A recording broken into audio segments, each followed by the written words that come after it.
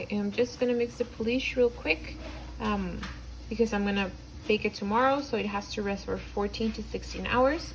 So from the recipe that you guys have, I cut it in half. So I have here 181 grams of flour, 180 grams of water, and half a gram of yeast, which in all cases I just threw a little pinch in there.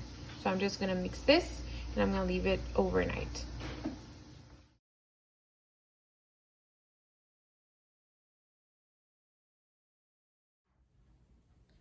Hi guys, so today we're going to be doing the jalapeno cheese bread.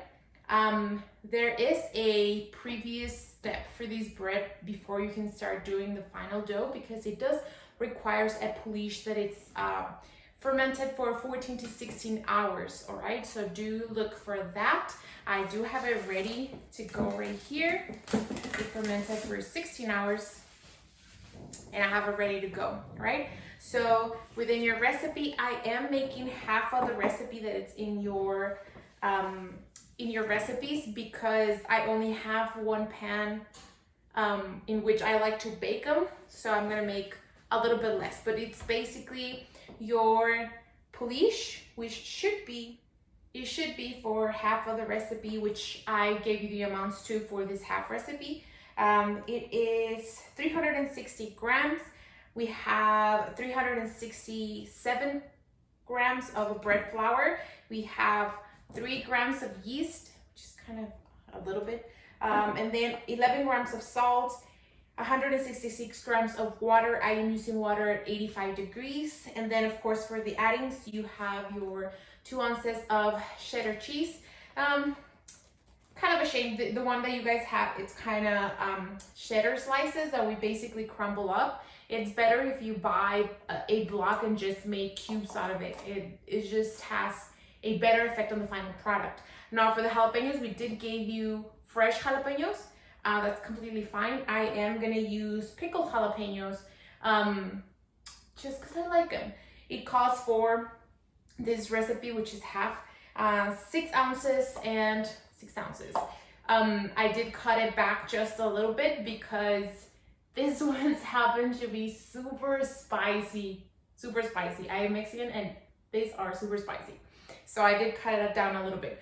One thing though, if you are using pickled jalapenos, please make sure you strain the juice out, because you know it, if you ended up adding a lot of that juice, it's gonna affect the water, the liquid amount in your recipe, and you might end up with a dough that it's very, very sticky, more than it has to, because it's not a stiff dough, it's more of a wet dough, but it's gonna be very hard to manipulate, and you're gonna have to end up adding a little bit of flour to fix it. All right, so just note, if you are using pickled jalapenos, make sure you drain the juice. All right, so let's go ahead and mix our dough. You know I always like to put my liquids in first, so I'm gonna go first with my water.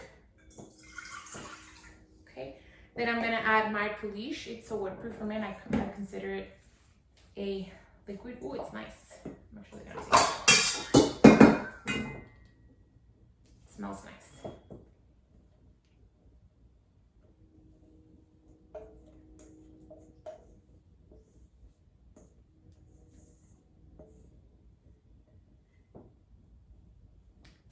All right.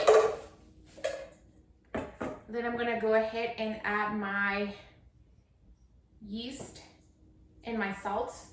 It's a small amount of bread, but you know the salt, I always like to add it at the pickup stage. I mix and place it in just one container to make it easy on me, but I do like to hold the salt for the pickup stage.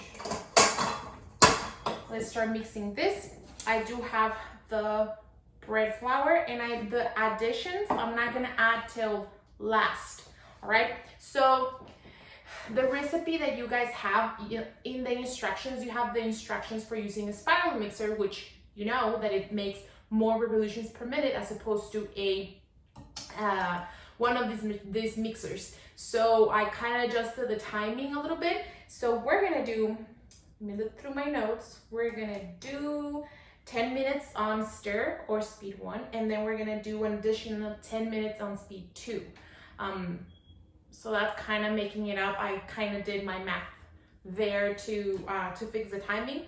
We're gonna do that, and then once that has been completed, we're gonna add the ingredients and then just turn it on stir, just so the ingredients get incorporated.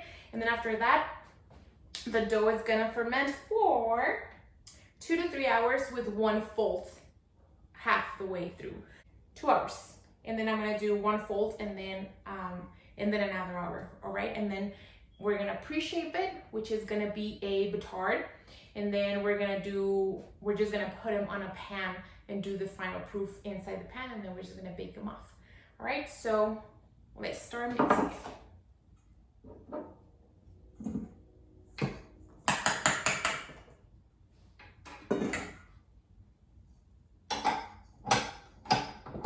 It's not a lot of dough.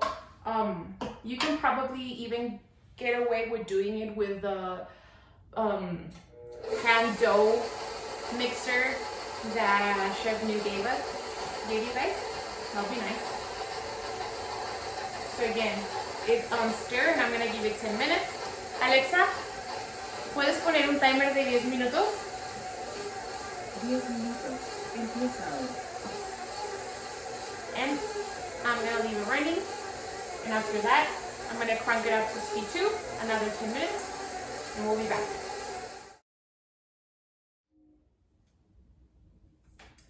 All right, it's been 10 minutes speed stir or 1 and 10 minutes speed 2. So now we're gonna incorporate the jalapeños and the cheddar cheese. And we're just gonna start it at speed 1. Again, you're just wanting for it to incorporate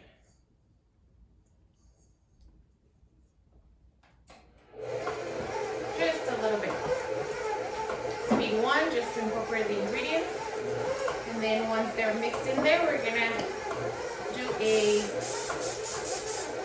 2-hour fermentation with 1 fold in between. So 1 hour, you're gonna do 1 fold. You already know how to do that.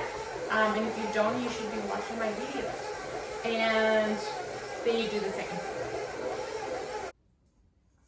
All right, everything's well incorporated in there. I'm gonna set it here. I'm gonna cover it up. And again, it's gonna be a 2-hour fermentation. 1 hour, we're gonna do a fold, and then another hour. And then we're gonna go ahead and pre-shape, final shape, and put them in the pans. All right, it's been 1 hour, so we're gonna do a fold, and then we'll wait another hour.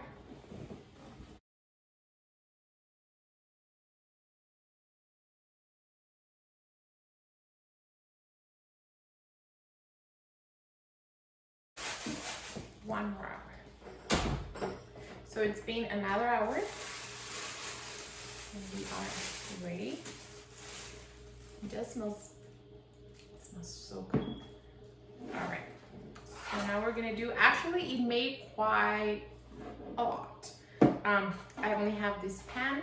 This bread, it's better baked in these types of pans, or if you have a Pullman loaf, I would do it without the top. And I only have this one, so I'm not gonna use all the dough.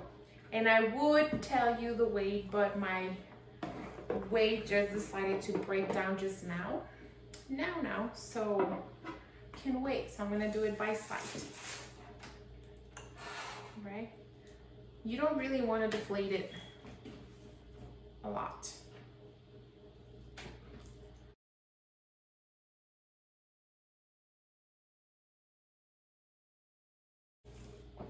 So you don't want to deflate it a lot.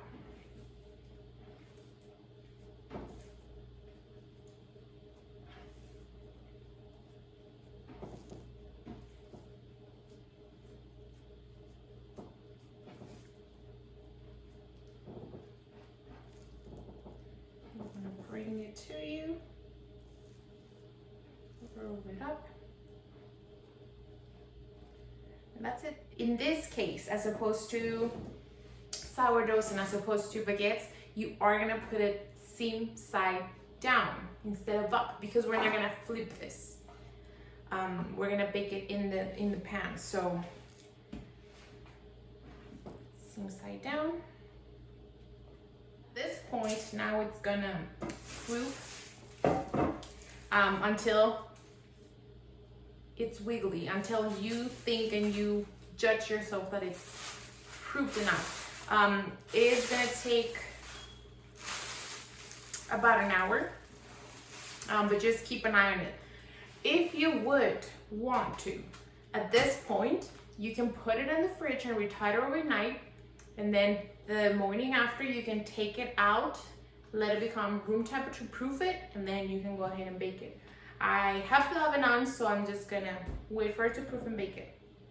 All right, and I'll let you know about how long it takes to proof.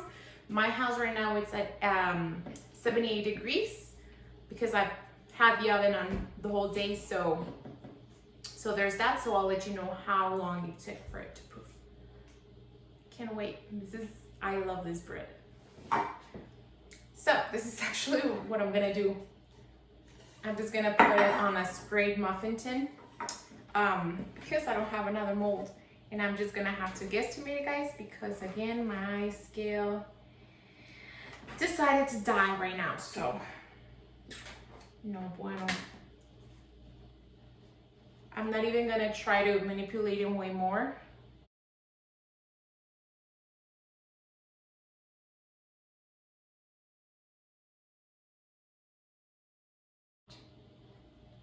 Pretty sure it's gonna be delicious no matter what. But you see, in case you don't have a pan, we'll see how they come out in a muffin tin. I'll let you know. All right, this took about an hour and a half. They're pretty proofed. This one, you can kind of see the jiggle in there, right? So they're gonna go straight to the oven. I'm gonna put it in at 450, but as I put them in, I'm gonna lower it to 400.